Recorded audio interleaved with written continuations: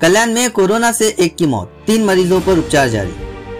KDMC की हद में कोरोना से एक व्यक्ति की मौत हो गई है, जबकि 3 मरीजों का इलाज जारी है। ऐसी जानकारी महापालिका प्रशासन द्वारा दी गई है तथा नागरिकों को सूचित किया गया है कि हर जगह न थूके, खांसते समय मुंह पर रुमाल या टिश्यू पेपर रखें, हाथ बार बार धोएं और ठंडी, बुखार, सर्दी, खांसी होने पर महापालिका रुग्णालय से संपर्क करें।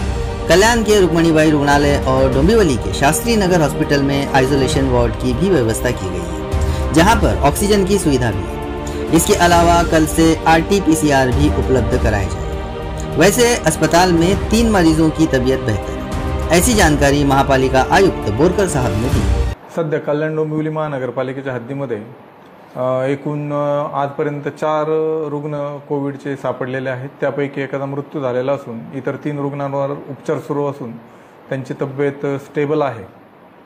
सर काय काय आपण हे केलं आहे, उपाययोजना काय आहे? सदर अनुषंगाने कोविडचा जो नवीन व्हेरिएंट आहे त्या अनुषंगाने महापालिकेनं पूर्ण पूर्वतयारी केलेली आहे। महापालिकेचे जी 2 मुख्य रुग्णालय आहेत, बाई रुक्मिणीबाई व शास्त्रीनगर, या दोन्ही ठिकाणी महापालिकेनं स्वतंत्र आयसोलेशन वॉर्ड कोविडच्या पेशंटसाठी तयार केलेले आहेत। आवश्यक प्रमाणात ऑक्सिजनची सुविधा देखील तयार ठेवण्यात आलेली आहे आणि उद्यापासून RT-PCR लॅब देखील महापालिकेमार्फत सुरू करण्यात येईल।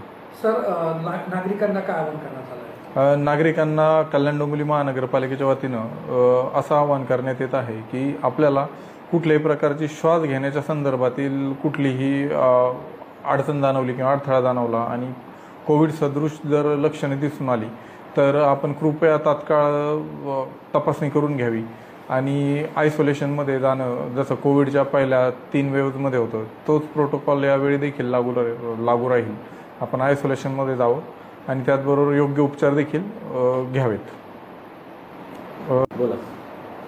सहव्याधी असणारे व्यक्ती आणि विशेषतः वृद्ध नागरिकांनी गर्दीच्या आणि बंदिस्त ठिकाणी जाणं टाळावं।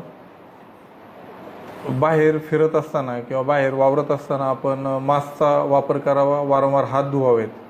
त्याचबरोबर शिंकताना किंवा खोकताना नाक आणि तोंड झाकण्यासाठी रुमाल किंवा टिश्यू पेपरचा वापर करावा। सार्वजनिक ठिकाणी थुंकणं टाळावं।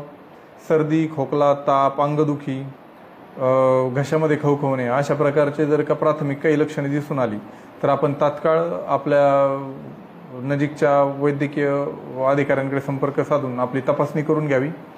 त्याचबरोबर सौम्य लक्षणे जरी दिसून येत असतील आपल्या कुठल्याही प्रकारची तरी तात्काळ उपचार सुरू करावेत।